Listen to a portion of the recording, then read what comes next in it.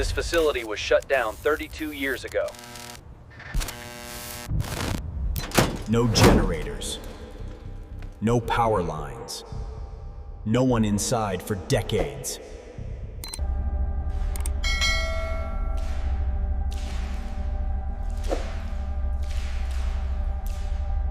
The facility was drawing power.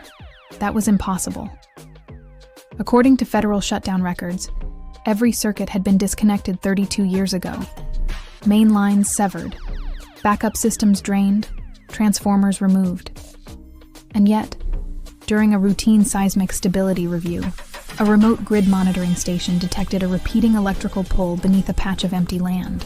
Not a surge, not interference, a measured, rhythmic draw. Small, but active. On this channel, we investigate sealed and abandoned underground locations where researchers discovered something unexpected.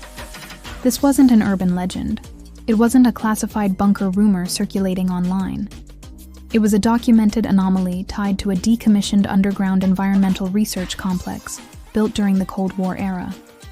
The structure sat nearly 70 feet below ground, concrete reinforced, designed for long-term isolation, built to survive without maintenance. Officially, it had been inert for decades. A 4-person structural inspection team was assigned to verify that claim. They weren't explorers. They weren't thrill seekers. They were engineers and environmental systems analysts tasked with confirming the building hadn't deteriorated after minor tectonic shifts in the region. They expected corrosion, water intrusion, concrete fatigue. They did not expect activity. The surface hatch required hydraulic assistance to open. The steel bolts had fused slightly from oxidation. When the seal finally broke, a column of cool air drifted upward from the shaft. Not stale, not stagnant, moving. That was the first detail none of them anticipated. Underground facilities sealed for decades typically hold heavy, unmoving air. This felt subtly pressurized, balanced. They descended slowly. Metal ladder rungs vibrated faintly under their boots. Their headlamps cut sharp cones through suspended dust. The concrete shaft walls were dry, cleaner than they should have been. At the base of the descent corridor, one of the analysts activated a handheld EMF meter. It responded immediately, a faint oscillation, not background noise, a patterned fluctuation. The team paused. Residual charge was possible in theory. Capacitors can hold minimal voltage for years, but decades, and not rhythmically. They advanced into the primary corridor. Every step echoed farther than expected. The acoustics were wrong. Instead of dull absorption, the sound traveled, reflected cleanly. The air temperature remained stable. Too stable. Underground environments usually fluctuate with external conditions over time. This one felt regulated. Dust coated the floor, but not evenly. Along the wall edges, subtle streaks suggested airflow disturbance. No footprints. No recent human presence. Just movement. Invisible. They reached the main operations chamber. Circular. Windowless. Built around a central control console now covered in faded labels and cracked glass panels. Dark. Silent. The thermal scanner swept slowly across the room. Most surfaces registered at baseline ambient temperature, except one lower segment of the console housing, 2 degrees warmer. The operator recalibrated. The reading held. No indicator lights were on. No visible power supply. No audible hum. Just residual warmth where none should exist. Then came the sound. A faint metallic tremor from the ventilation shafts above. Short. Controlled. Like pressure equalizing somewhere deep within the structure. No one moved for several seconds. A sealed building does not cycle air on its own. The EMF reading pulsed again. Steady. Consistent. Somewhere deeper in the complex, something mechanical shifted. A small click. Measured. Deliberate. The facility had been abandoned for 3 decades. But it was not silent. And the longer they stood in that chamber, the clearer it became. This structure was still responding to something. They proceeded with caution. Underground environments are unforgiving. A minor miscalculation can become a structural failure. A sealed corridor can trap pressure.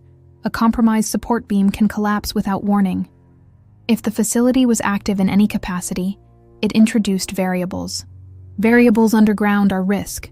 The secondary corridor leading toward the former power regulation wing was narrower. Ceiling height dropped slightly. Pipes ran exposed along the walls. Thick, insulated lines originally designed for temperature control and fluid transport. The EMF oscillation strengthened. Still low, but no longer dismissible. At the end of the corridor stood a reinforced door labeled Power Regulation. The original decommissioning log had indicated permanent closure. The door was unlocked. That detail tightened the air in the hallway. When they pushed it open, warmer air brushed against their faces. Not hot, but distinct. The thermal scanner activated again. Heat pockets appeared along the lower wall infrastructure, concentrated near a network of metal piping. The primary turbines had been removed decades earlier. The main generators dismantled, but the piping remained. One researcher placed a gloved hand against the metal. It vibrated. Subtle. Steady. He pressed a contact microphone to the surface. Through the headphones, a low mechanical rhythm pulsed. Not rotational like a motor, but fluid. A displacement cycle. Flow, moving through a confined channel. That shouldn't be happening, someone said quietly.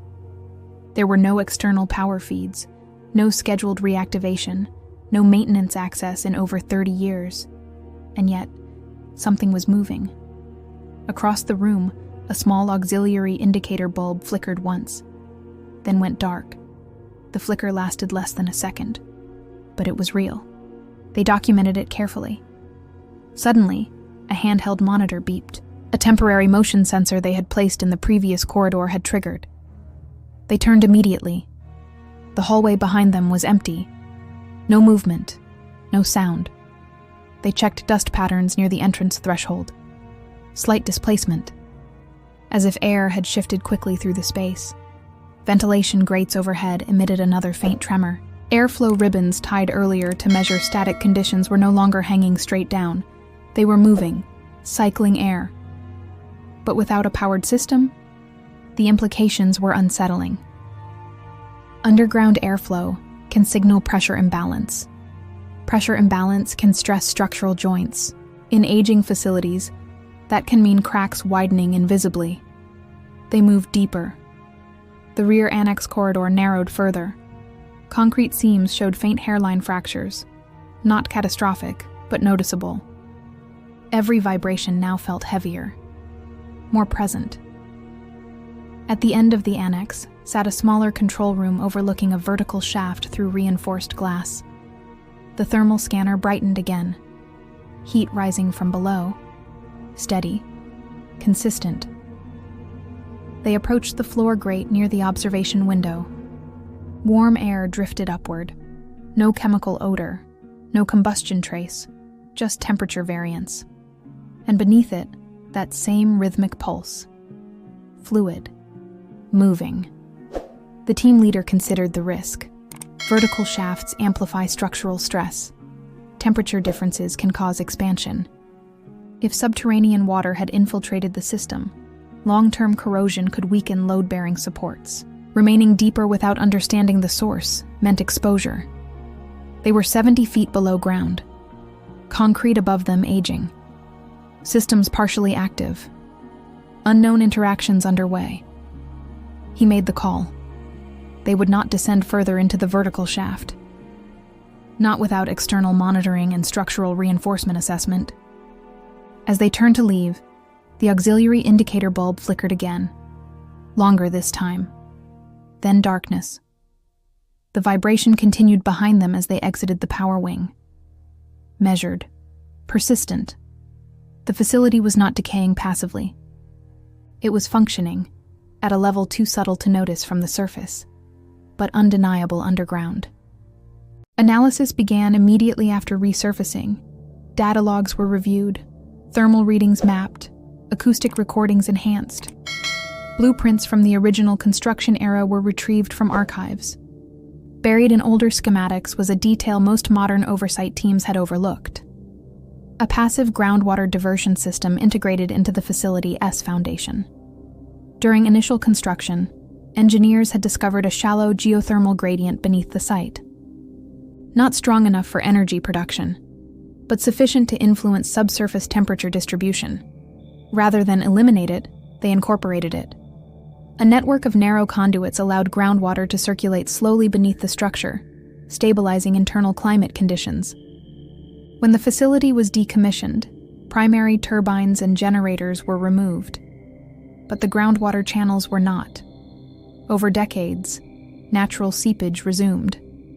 Water re-entered dormant conduits, slowly, gravity-driven. Thermal differences between deeper earth layers and upper concrete chambers created convection currents. Air began to move. Warm pockets formed where pipes intersected structural cavities. Metal expanded microscopically under temperature variation. Expansion created vibration. Vibration generated trace mechanical charge in pressure-sensitive backup components, enough to flicker an indicator bulb. The electrical draw detected at the surface was not an active generator. It was minimal capacitive fluctuation, caused by mechanical motion within residual circuitry. The heartbeat rhythm was groundwater displacement through constricted channels. The motion sensor triggers were caused by convection-driven airflow pulses. No hidden operator. No secret reactivation. Just infrastructure interacting with geology. The facility had not come back online. It had evolved into a closed subterranean ecosystem, part concrete, part earth. Still, there were risks. Passive systems degrade unpredictably. Continuous microvibration can weaken joints over decades. Humidity fluctuations accelerate corrosion within support brackets and anchors. An underground structure that cycles airflow without oversight can slowly destabilize itself. For preservation and safety, the entrance was resealed. External monitoring instruments were installed at the surface to measure temperature shifts and minor electrical fluctuations without reopening the hatch. No further descent was authorized. Official records now classify the facility as structurally stable with passive geothermal interaction. From the surface, nothing appears unusual. Wind crosses empty land. The hatch lies bolted beneath dust and gravel. But underground, water continues to move. Air continues to cycle. Concrete continues to respond. Abandoned structures do not simply turn off. They adapt. They settle into the systems around them. And sometimes, when we return expecting silence, we discover something more unsettling than danger. We discover persistence. Deep below ground, long after human intention fades, infrastructure becomes geology. And geology does not sleep. It moves slowly, quietly, without permission. The unsettling truth is this: we assume abandonment means stillness. But underground, nothing is ever truly inactive. It only waits, not in silence, but in motion too subtle for us to notice, until we decide to listen again.